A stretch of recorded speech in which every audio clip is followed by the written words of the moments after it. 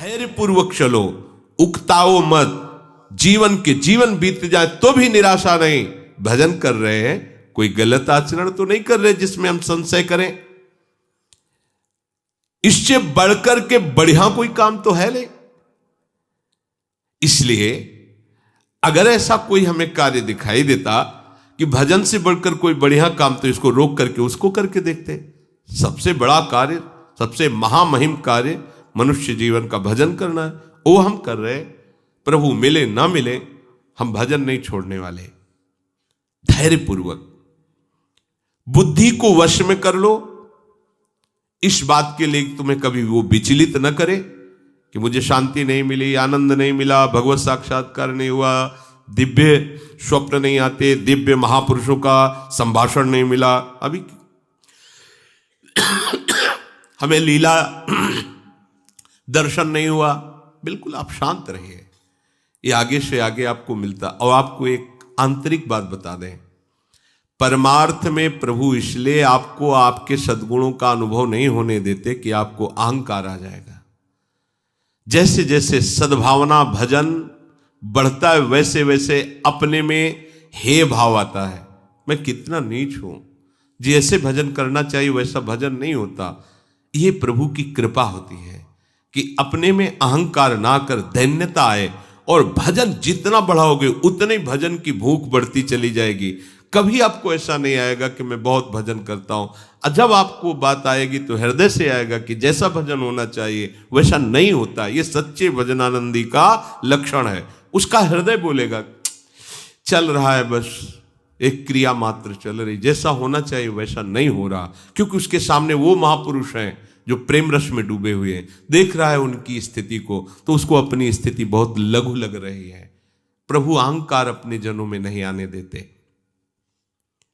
संसार का महत्व हट रहा है, प्रभु का भजन बढ़ रहा है, यही हमारा परम लाभ है, परम सिद्धि है।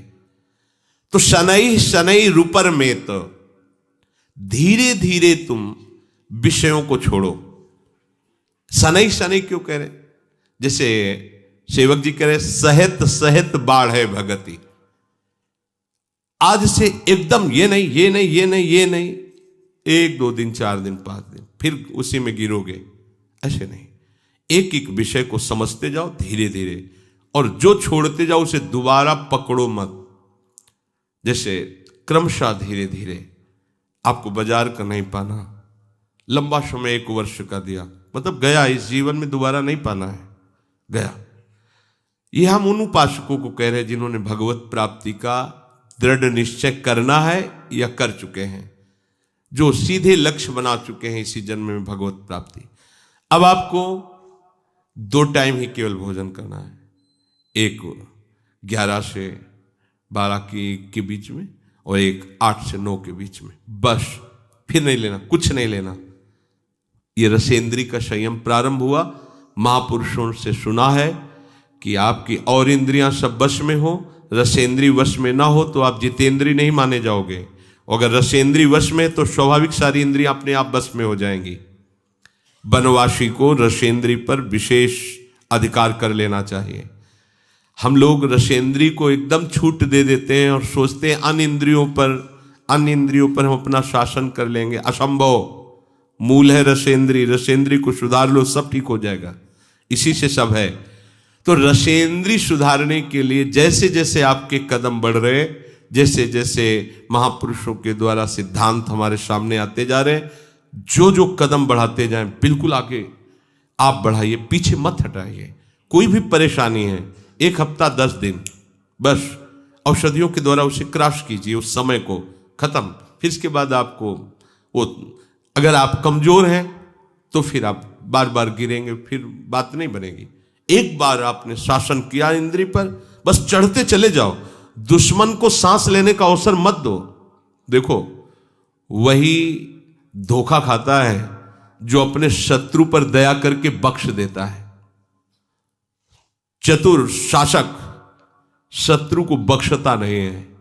जो इंद्रियां हमें अनंत जन्मों से हमारे प्रीतम से विमुख रखकर हमारा नाश करती रही हैं, आज गुरु कृपा से उन पर शासन करने का हमें अवसर मिला है। दुश्मन नीचे दब चुका है, आप ऊपर से उसको छोड़िएगा नहीं, आप चढ़े बैठे रहिए जब तक उसकी दम ना निकल जाए, फिर बात हो जाए। उसकी दम निकल गई तो अब हमारी दम रहेगी, अब हम अपनी दम से चलेंगे प्रभु की तरह। इंद्रियों की दम निकल जाना, मन की दम निकल जाना, विषयों के प्रति आकर्षण नष्ट हो जाना, मन मरा अर्थात विषयों की स्फुरना ही बंद हो गई। ये करना ही है, ये नहीं कि बस अब कुछ दिन की और बात है फिर नहीं।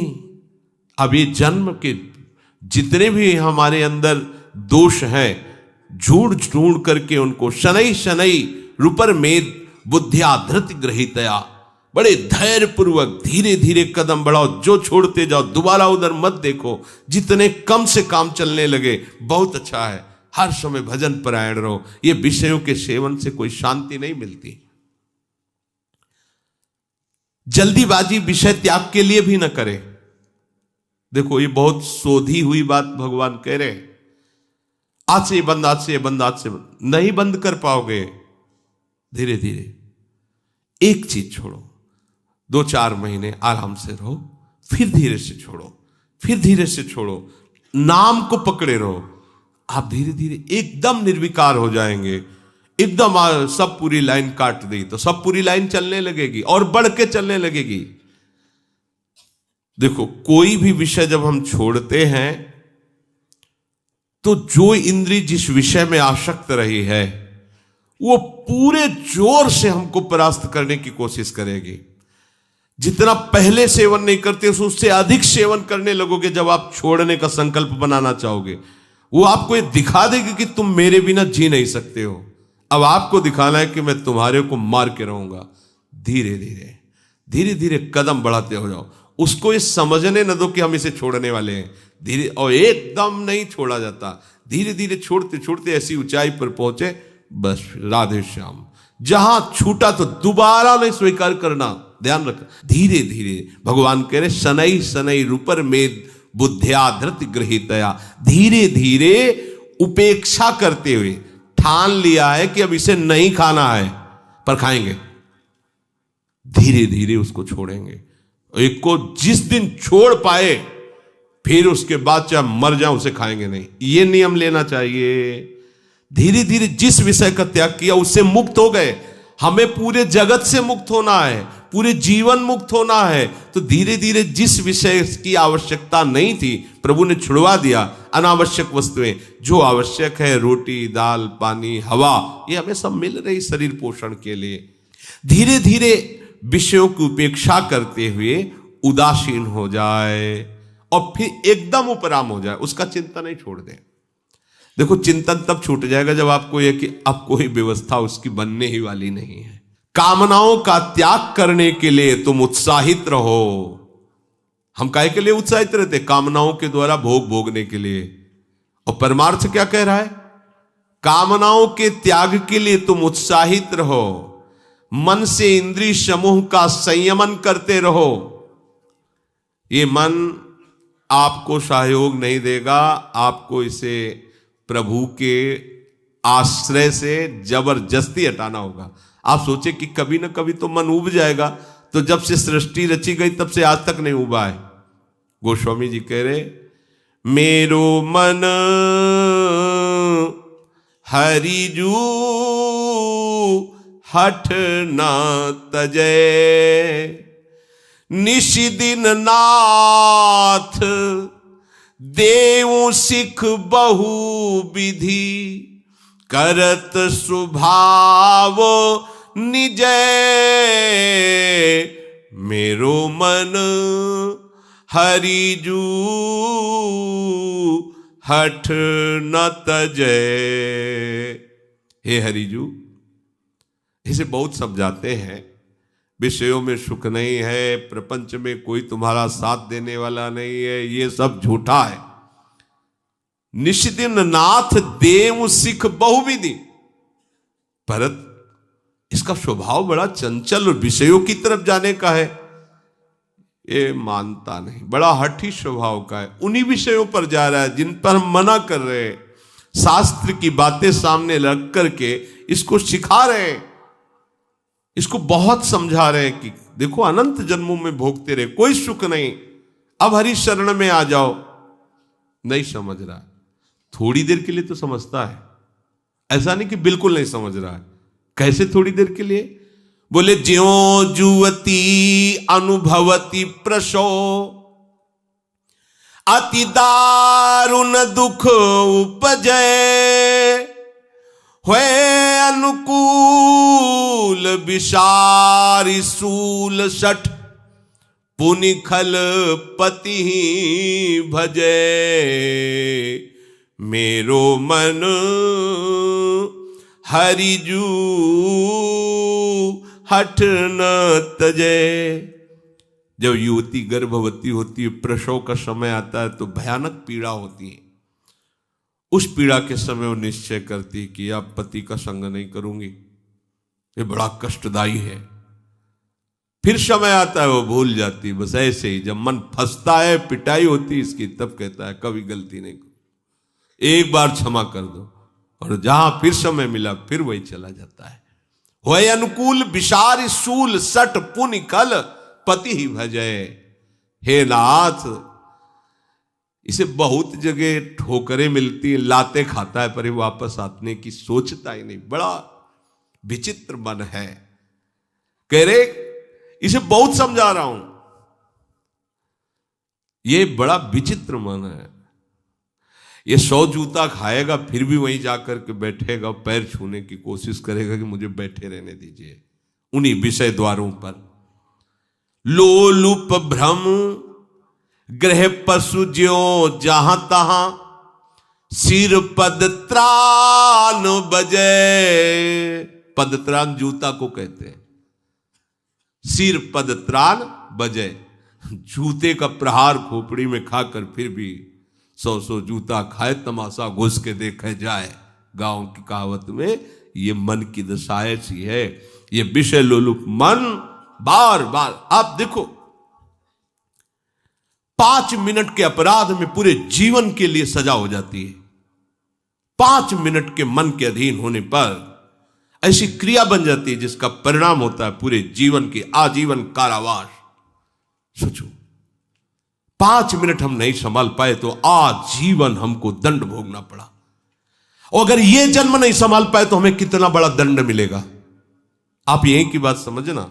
अच्छा, आपको लगता है कि हमारी कोई बात जान नहीं रहा, हमें तो कोई सजा नहीं मिली, हम तो यहां स्थूल कानून है। एक सूक्ष्म अदालत है जिसमें किसी गवाही की जरूरत नहीं है, किसी रिपोर्ट की जरूरत नहीं है, किसी भी वकील की जरूरत नहीं है। बिना वकील के, बिना गवाही के, बिना किसी कानून के अपने आप वो आपको सिस्टम पहुंचा देगा उसी दंड पर। एक 5 मिनट की गलती जीवन की खुली तो आजीवन कारावास, और आजीवन पूरा तुमने बर्बाद किया भगवत विमुख होकर, तो इसका दंड यमपुरी में मिलेगा। ये कल्पों में मिलता है, कल्पों में। बोले 5 मिनट की गलती के कारण तुम्हें आजीवन कारावास, और पूरे जीवन भगवत विमुख रहकर गंदे आचरण करते रहे, कोई नहीं जाना, माना, निकल गए यहां से तो निकल गए, लेकिन वो सूक्ष्म अदालत जो यमपुरी है वहां तुम्हें कल्पों की सजा होती है। वहां ये तुम्हें लगता होगा कल्पों की कैसे? ऐसे ही जैसे 5 मिनट के गंदे आचरण का फल आजीवन कारावास, ऐसे ही पूरा जीवन तुम्हें भगवत भजन के लिए दिया गया था, अपने उद्धार के लिए दिया गया था, और तुमने मनमानी धर्म विरुद्ध आचरण किए। तो फिर धर्मराज जो भगवान के परम महाभागवत भक्त हैं, वो फिर इसका निर्णय करते। 1 सेकंड में करोड़ों जीवों का निर्णय हो जाता है। 1 सेकंड में करोड़ों जीवों का।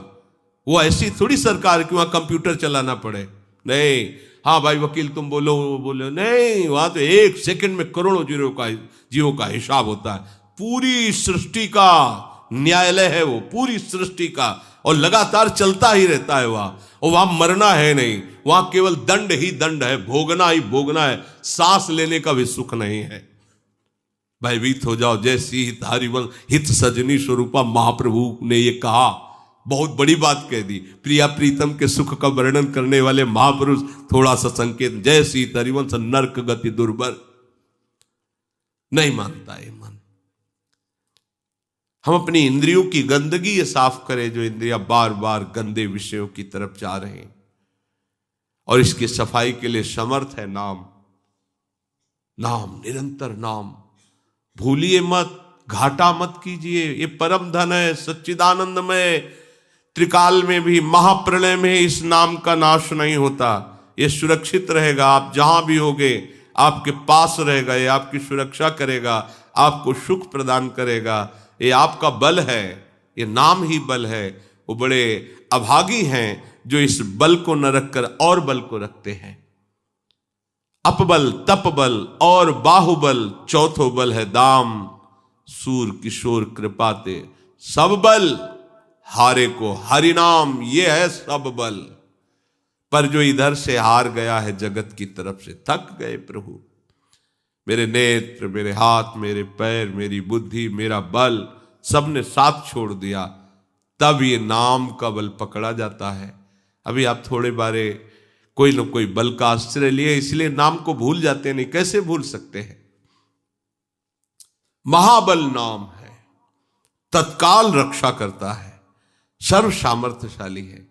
अपने लोग इतनी महामहिम नाम की महिमा सुनकर के भी प्रीति नहीं कर पा रहे। दुर्भाग्य नहीं तो और क्या है। नाम को छोड़कर और कुछ बोलते हैं, और कुछ सोचते हैं, और कुछ चिंतन करते हैं। राग द्वेष का चिंतन करते हैं, भोगों का चिंतन करते हैं। अभी मूढ़ता छोड़ नहीं पा रही। हमारी बुद्धि इस मूढ़ता को नहीं छोड़ पा रही। तो भगवान कह रहे छोड़ो। श्री भगवान कह रहे बुद्धि में ऐसा धैर्य रखो, धीरे धीरे इन विषयों को छोड़ते चले जाओ, इनसे उपराम होते चले जाओ। एकमात्र अपने आराध्य देव युगल सरकार में सम्यक रूप से बुद्धि की स्थापना कर दो। धीरे धीरे विषय छोड़ने की बात कही गई। एकदम उकताया हुआ हाथ छोड़ा, 10 दिन बाद फिर उसी में गिर गए, ऐसा नहीं। क्रम से धीरे धीरे जितना पैर आगे बढ़ाओ, फिर पीछे मत हटाओ। जो छूटा उसे दोबारा सेवन मत करो। वो हमारा जीवन नहीं है। उसके बिना हमारा जीवन चल जाएगा, लेकिन प्रभु के बिना हमारा जीवन नहीं चलेगा। संसारी आदमी का जीवन प्रभु के बिना चल रहा है, ऐसा अनुभव में आता है उसको। रुपया नहीं तो जीवन नहीं, रिश्ते नाते सने संबंधी नहीं तो हमारा जीवन नहीं, भोग सामग्री नहीं तो जीवन नहीं। तो फिर क्या आत्महत्या कर ले? यही हो रहा है। लेकिन वास्तविक बात है, प्रभु नहीं तो हमारा जीवन नहीं, उन्हीं से हमारा जीवन। जब ये समझ जाओगे तो ये बात नहीं आएगी कि मैं अपने शरीर को नष्ट कर दूं। आपका हृदय किसी भी परिस्थिति, किसी भी समस्या में हो, आनंदित रहेगा, क्योंकि आपके जीवन धन आपके साथ है। और वो जीवन धन कौन है? जो अनंत ब्रह्मांडों के स्वामी। तो कमी क्या? फिर क्या कमी? फिर उदासता कैसी रहेगी? फिर निराशा कैसी रहे? समझो इस बात को। बुद्धिया धृत ग्रहीतया। उपासक जब साधना करता है, उपासना करता है, तो उसको काम क्रोध की ऐसी चोट लगती कि वो घबराता है, उकताहट पैदा होती है। जल्दी भगवत साक्षात्कार हो जाए, झंझट खत्म हो। क्योंकि आसपास से उसको इतना ताप लगता है विकारों का कि वो सोच ही लेता जल्दी से भगवत प्राप्ति हो। हाँ, अभी इतने दिन हुए, नहीं हुई, पता नहीं इस मंत्र में ताकत है कि नहीं है, इस साधना में है कि, छोड़ो, दूसरी पकड़ो, तीसरी पकड़ो। नहीं नहीं, ऐसे नहीं चला जाता परमार्थ में। ये भगवत मार्ग है, धैर्य पूर्वक चला जाता है। बुद्धिया धृति ग्रहीतया। कभी भी इस मार्ग में निराशा हमें लानी ही नहीं है। बहुत ध्यान से सुनना। भजन करते समय, ध्यान करते समय, भगवत आराधना करते समय हमारे हृदय में ये माया जनित प्रेरणा आएगी। देखो ना, इतने दिन करते हुए तुम्हें क्या लाभ मिला, वो आपको इधर से हटाएगी। ये माया का क्षेत्र है। ये जो विचार आ रहे, इतने दिन हो गए तुम्हें भजन करते, ब्रह्मचर्य रहते, तुम्हें साधन करते, क्या मिला? और देखो ना इन लोगों को कितने आनंदित है, विषयों में खेल रहे हैं, जो चाहे वो भोग रहे हैं, जो चाहे वो खा रहे हैं, कितनी मौज मस्ती है। और इतने दिनों से हम ये संयम, ये संयम, ये संयम, मिला क्या यार? जिंदगी तो वैसे ही जलते हुए जा रही। ये प्रेरणा करेगी माया, ये भ्रम पैदा करेगी। अभी भगवत प्राप्ति तो हुई नहीं, कोई आनंद तो आया नहीं, आगे क्या होगा जब इतने दिनों से नहीं आया है। इस बात को लेकर साधक को माया अपने में आकर्षित करती है।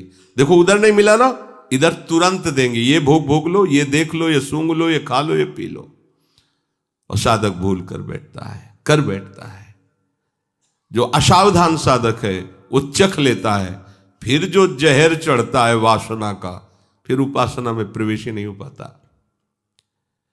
साधक को सावधान रहना है कि हम भजन का अभ्यास जो कर रहे हैं यही सिद्धि है।